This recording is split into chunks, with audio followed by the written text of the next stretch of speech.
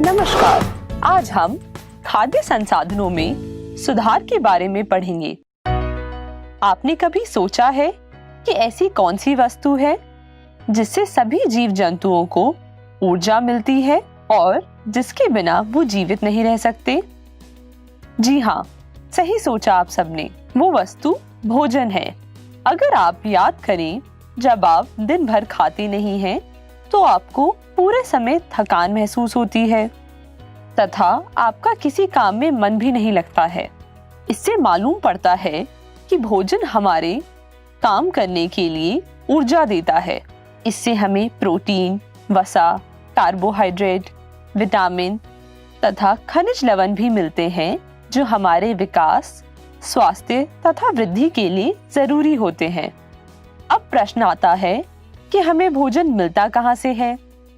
भोजन के दो मुख्य स्रोत हैं, पौधे तथा जंतु। क्या आपने कभी सोचा है कि क्या ये पौधे अपने आप उग जाते हैं या जंतु अपने आप बड़े हो जाते हैं? आप जानते हैं कि ऐसा नहीं है। हम कृषि तथा पशुपालन से अधिकांश भोजन पदार्थ प्राप्त करते हैं। हम अक्सर समाचार में सुनते हैं कि कृषि उत्पादन तथा पशुपालन को बढ़ाने की बात हो रही है। ऐसा क्यों है?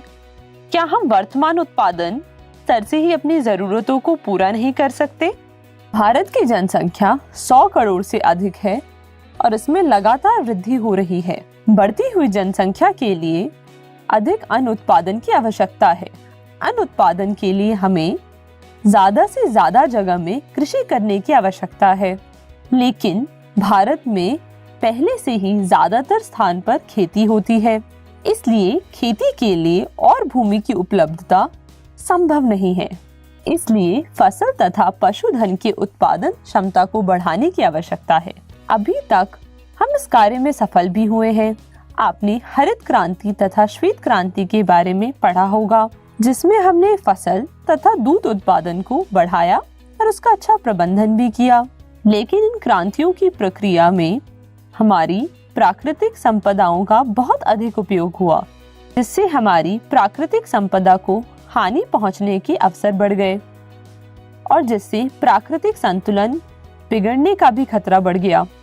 इसलिए ये महत्वपूर्ण है कि फसल के उत्पादन के प्रयास में हम पर्यावरण को भी संतुलित बनाए रखें।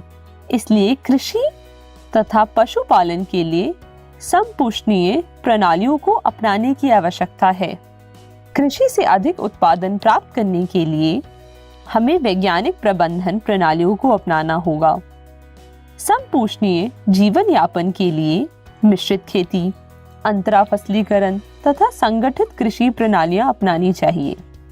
उदाहरण के लिए पशुधन, कुक्कुट पालन, मत्स्य पालन, मधुमक्खी पालन के साथ कृषि इत्यादि। इस पाठ में हम इन्हीं बातों पर चर्चा करेंगे कि हम फसल तथा पशुधन के उत्पादन को कैसे बढ़ाएं। धन्यवाद।